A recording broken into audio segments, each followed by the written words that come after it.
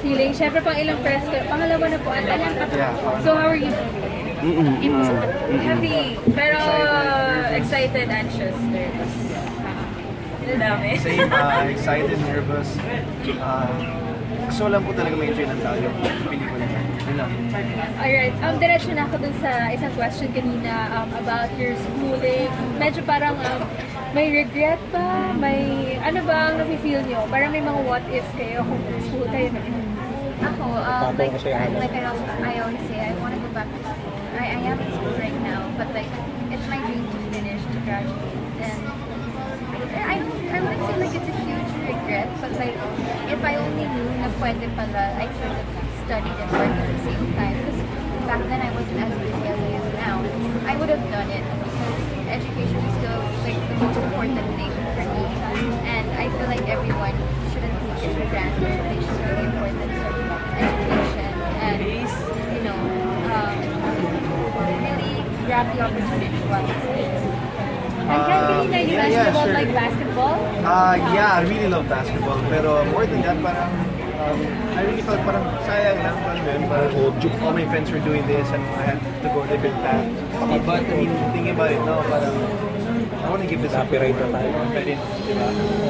What if dumaretso na ng school? I wouldn't put as much time as I would have in show business. And I would have be here now doing this film, so it's hard to say that regrets. I don't really regret, but you know, you can just still change it in the future. It's never too late. So if I want to go this way, it's all over. Then after lumabas yung teaser, maraming mas nakarelate na kasi college. Maraming yung nagsasabi na sana sa, like her, sana sa FEU siya, sana sa Ateneo din. So, parang target talaga ng target. Ayun, very, very happy kasi yun yung isa sa mga goal ng movie is to make them feel na it's not Liza or Enrique playing Christine or Raph. Parang mas gusto ko na pag pinapanood nila si Christine and Raph, hindi nila nakikita sila yung nakikita nila yung parang barkada nila, someone na nakasabay nila sa jeep, nakasabay nila sa classroom. So, very happy na relatable yung teaser. Ken, how about you?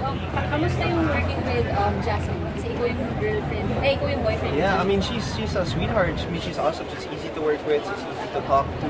So I didn't really have any problems with Jasmine. She's amazing. And I hope to work with her soon in the future. Yeah. How about you? Working with Ate Jasmine, she's beautiful and super you can really tell that she's like a great actress also. I mean, I didn't have that many scenes with her. I wish I had her. But like, I watched some of her films, Baka Bukas, and a few others. Yeah, and like behind the scenes, she's a top of conversation. And I love her Ate Anne, so I love her too. Yeah. And she will never make it awkward. Like, it's game siya, as in super game siya. That's why I really admire her. And for Liza, si Adrian, you also worked with him. Adrian Abad. How is it? Well, at first I was kind of nervous about working with him because I don't know him, of course. It was the first time meeting him in person. And but like when I got to work with him, I felt relieved because he's really easy to talk to. Also, parang kabarkada ko lang din, and parang he didn't make me feel like parang may boundary. Yeah. So like it made us like it made it easier for us to work together and to do something. Derek talagang medyo iniiba mo no? Kasi parang Liza with Adrian, medyo, I'm not sure about his age, but I think may yung age gap medyo malaki. So, what made you think na si Adrian is pwede kay Liza? Sa story talaga, parang pag papanoorin mo lang yung trailer, baka may unease, pero on the context of the movie, you will find out na bakit naging ganun yung life ni Liza, na nag-date niya si character ni it's always in context. Direct kanina ni-mention na binigay sa kanila yung script, wala pang ending. Nung nabuo nyo na ba yung ending, may hand pa sila sa pag-film? Paano siya? Sir, purely kayo lang talaga?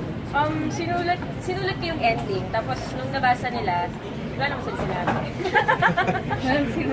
Pero kasi nangyayari, parang every scene naman, dinidiscuss namin. So, pag lahat naman nung nandun sa pelikula ng mga eksena, hindi siya nilagay na para lang nandun. So parang we made sure na lahat ng eksena led to another. Parang it's all part of the whole story, of the whole film.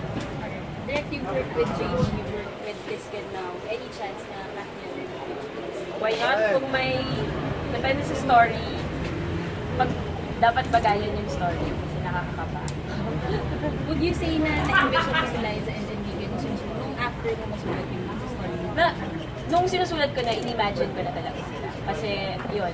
Kaya rin, sa start pa lang, ganun na yung ginawa kong path ng characters nila. Kasi, pero actually, hindi naman parang, hindi nangyari na parang si Ken and Hopi, parang in-adjust ko yung story for them. Mas sila yung nag-adjust dun sa story. Parang, so ginawa ko silang mas normal people.